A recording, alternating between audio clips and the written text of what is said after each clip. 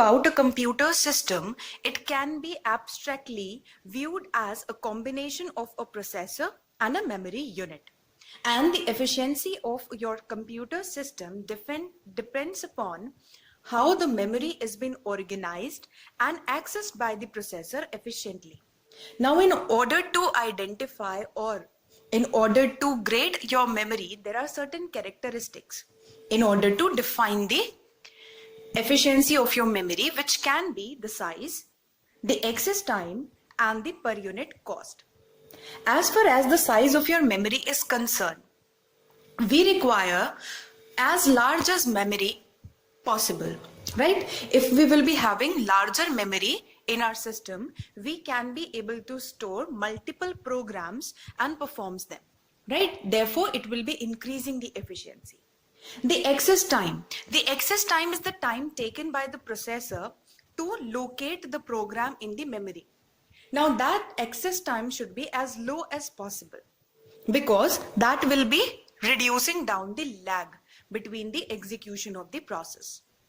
Then the per unit cost. Obviously, the cost of the memory will ultimately be reflected upon the total cost of the hardware, and that should be as low as possible. So these are certain characteristics, and it is to be noted that in one single block of memory, having all these characteristics is not possible, right? So what we have in generally sees in our computer system is a different hierarchy of memories that is given in this particular figure. For example, we have an auxiliary memory or the secondary memory, which includes the magnetic disk and the magnetic tapes. Now talking about their access time, is very large, right? Accessing the data from secondary memory takes considerably a larger time as compared to your primary memory. So a certain type of memory which is magnetic in order of execution, right, is considered as the secondary memory, which is our disk drives. Then the next hierarchy is the primary memory or the main memory, right? Now as per the cost increases as we move up in the hierarchy and the access time decreases. So main memory has a direct access to CPU, therefore the access lag is slightly reduced as compared to your secondary memory and the cost becomes higher. Then we have the upper hierarchy memory types, that is the cache memory and the registers. Registers are reside with the CPU. CPU can have direct access to both the registers and the cache memory. And the concept of cache memory is that the frequently accessed data is put into the cache memory so that the access time reduced down furthermore. Right. So basically what happens, this scenario you guys have also noticed that when you buy a desktop or a laptop, you can considerably notice the size difference between the hard disk and the RAM you get. The hard disk you get about 512 GBs or 1024 GBs, but as far as the RAM is concerned, the size is not more than 4 GB or 8 GB, right? Because the RAM is costlier and have less amount of storage. Right. So basically what we did, we just fragmented our memory into different types. We also have a concept of virtual memory, which we will be discussing later on.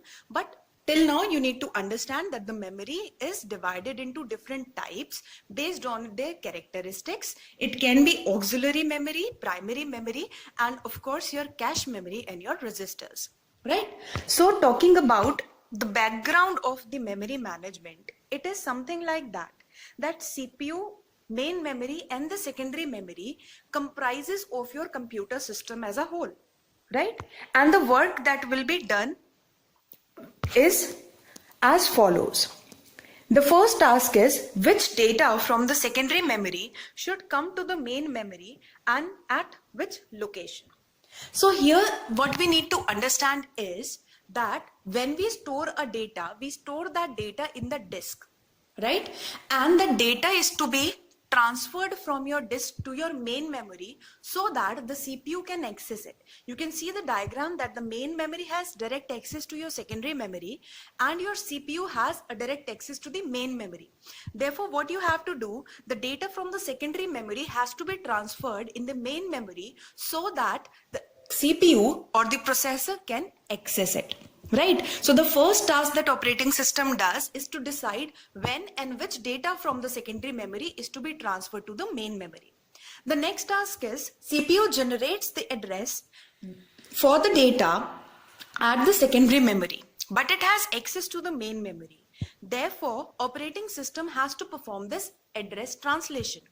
Now the address is generated by the processor, and that processor generates the address. You must have studied in computer organization that there is an address register which has the address of the various instructions or the program. So now that address belongs to the address of the program in the secondary memory. But the CPU cannot access the secondary memory. It can access the main memory. Therefore, the mapping or the translation of the address should be placed. Right? So that task is also done by the operating system. So during the course of this unit, you will be studying how this address translation happens and how we can improve the memory management through various techniques. Right? So these two basic tasks are to be performed by the memory management unit. Then there are certain functions of memory management unit that you need to be knowing, and sometimes for 2 to 4 marks question you get this particular topic, that what are the functions of operating systems as far as the memory management is concerned. So following are the functions of memory management module of operating system, that is keeping track of the status of each memory location, whether the memory is allocated or free. See, the memory is divided into different blocks, right? And the various programs and the variables reside in those blocks. So what operating system does, it maintains a table which has which of the blocks are free and which are the blocks that are allocated, right? So it keeps tracks of the allocated and free slots of the memory. Then determining allocation policy of the memory. Allocation policy means how the memory will be filled with the programs, meaning how the data will be placed in the memory. For example, you have continuous memory allocation and fragmented memory allocation that we will be studying in the upcoming videos.